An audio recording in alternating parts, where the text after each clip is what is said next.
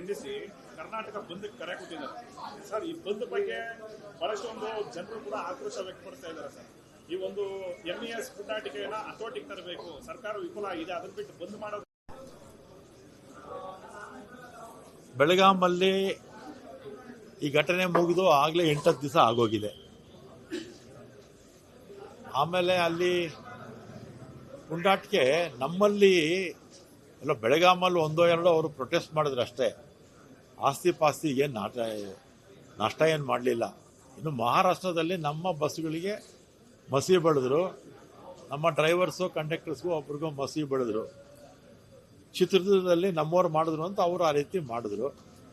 ಮತ್ತು law and ಆರ್ಡರ್ಗೂ ಇದಕ್ಕೂ ಯಾವ ಸಂಬಂಧನೇ ಇಲ್ಲ. ಅದರ first class law and order ಎಲ್ಲೂ ಕೂಡ ಏನೋ ವಿಪಕ್ಷದವರು ಹೇಳ್ಕೊಳ್ತಾರೆ, ಅವ್ರಿಗಿಂತಲೂ ಉತ್ತಮವಾಗೇ ಇದೆ ಲಾ ಆ್ಯಂಡ್ ಆರ್ಡರು. ನಮ್ಮ ಪರಮೇಶ್ವರ್ ಅವರು ಕೂಡ ಸಮರ್ಥವಾಗಿ ಎಲ್ಲವನ್ನು ನಿಭಾಯಿಸಿದ್ದಾರೆ. ಈಗಾಗಲೇ ಘಟನೆ ನಡೆದು 8 ದಿವಸ ಆಗೋಗಿದೆ. ಈಗ ಅವಶ್ಯಕತೆ ಇಲ್ಲ ಅಂತ ನನ್ನ ಒಂದು ಅಭಿಪ್ರಾಯ.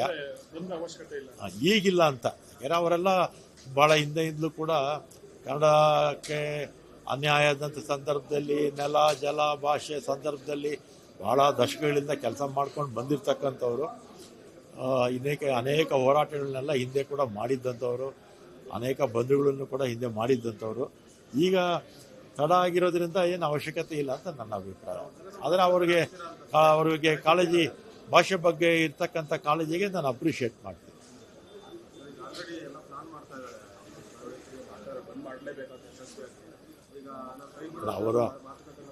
ಅವ್ರಿಗೆ ಕನ್ನಡದ ಅಭಿಮಾನದ ಬಗ್ಗೆ ಇರ್ತಕ್ಕಂಥದ್ದನ್ನು ನಾನು ಅಭಿನಂದಿಸ್ತೇನೆ. ಅದು ಈಗ ಅವಶ್ಯಕತೆ ಇಲ್ಲ ಅಂತ ನನ್ನ ಅಭಿಪ್ರಾಯ. ಈಗ ಮತ್ತೆ ಬಜೆಟ್ ನಂತರ ಏನೋ ದೊಡ್ಡ ಬದಲಾವಣೆ ಅಂತೆಲ್ಲ ಹೇಳ್ತಾ ಇದ್ದಾರೆ. ಯಾವ ಬದಲಾವಣೆನೂ ಇಲ್ಲಪ್ಪ. ಯಾಕೆ ಸರ್ ಬದಲಾವಣೆ ಆಗೋದು ಬೇಡ ಅಂತೀರಾ? ನೀವೇನಿದ್ರು ಹೈಕಮಾಂಡ್ ಕೇಳ್ಕೊಳ್ಳಿ. ನಾವು ಹೈಕಮಾಂಡ್ ಹೇಗೆ ಹೇಳಿದ್ರೆ ಆ ಕೇಳೋರು. ಹೈಕಮಾಂಡ್ ಕೇಳೋರು ಅಲ್ಲ ಸರ್. ನೀವೇನಾದರೂ ಒಂದು ರೇಸ್ನಲ್ಲಿ ಏನಾದರೂ ಇದ್ದೀರಾ? ಏನಾದರೂ ಯಾಕೆ ಸರ್ CM ಕುರ್ಚಿಗೆ ಹೇಳಿದ್ರೆ ಅದು ನಮಗೆ